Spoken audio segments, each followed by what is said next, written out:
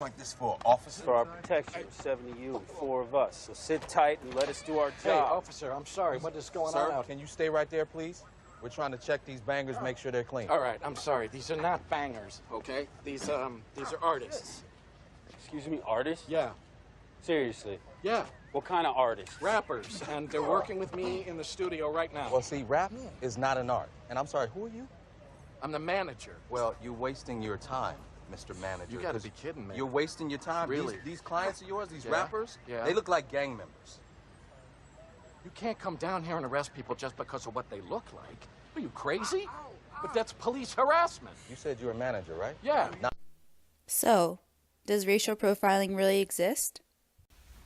By definition, racial profiling is a practice that targets and discriminates against race and ethnicity. Racial profiling can have an everlasting impact on an individual's emotional, psychological, or physical health. Anyone could be affected by racial profiling. There are many incidents of racial profiling made by law enforcement. The justification police use to make arrests may be questioned, specifically if it is thought that an arrest is made based on one's skin color. The act of being discriminated against can include Caucasians. Some may believe they are wealthier or hold a high position in society simply because of their race. It is believed that racial profiling was first recognized in the 1700s. Slaves were the victims of prejudice and profiling. During this time, free Africans were required to show papers proving their freedom whenever asked. After the Civil War and during Reconstruction, segregation laws, meaning Jim Crow laws, were put in place for African Americans. Between Reconstruction of the early 1900s and the Civil Rights Movement of the 60s, Japanese Americans suffered racial profiling. During World War II, over 100,000 Japanese Americans were sent to internment camps. The Civil Rights Movement of the 1960s took action to fight for equality and eliminate unjust laws. Although the Civil Rights Movement paved way for equality, there is still evidence of racial profiling today. A recent incident in 2009 was believed to be a case of racial profiling. Henry Louis Gates Jr. was returning home from work. After repeated attempts of trying to open his door, police came and arrested him after being told Gates was trying to break into the house, which was located in the exclusive Cambridge community. Another instance of racial profiling took place in 2012 when George Zimmerman shot 17-year-old Trayvon Martin and claimed it was self-defense. Many individuals believe Zimmerman racially profiled Martin and unjustly killed him. I believe racial profiling is wrong and it should not exist. My 2 reasons are it is unconstitutional and it has a psychological, emotional, and physical impact on an individual. Racial profiling is unconstitutional. The 14th Amendment is often violated by those in power. One example of this would be the Trayvon Martin case. Martin was a 17-year-old African-American male who was shot and killed by George Zimmerman.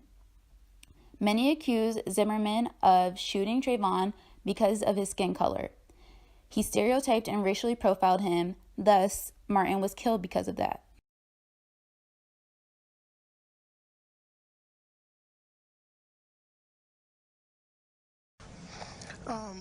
I think it's all about laws, and I think you have to give not only civilians, but you have to give the police officers the right direction.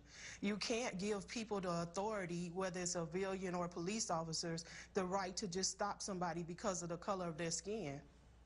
The graph below shows 3 different race groups.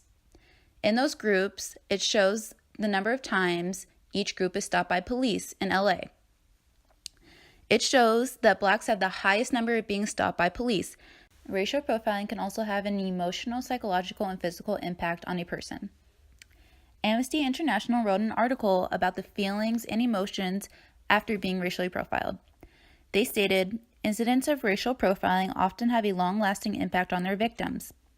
Feelings of humiliation, depression, helplessness, anger, and fear. Witnesses who have seen racial profiling can also have an emotional and psychological decline in health. Amnesty International claims that people who witness such incidents have been affected in similar ways, meaning their emotional, psychological, and physical health can also decline as those who have been racially profiled. The bar graph shown provides information about those who have been racially profiled more than 3 times. It negatively portrays mental, emotional, and physical health due to being racially profiled. The highest percentage on there is 73.8%, which shows that there is a decreased sense of belonging, trust in society after being racially profiled.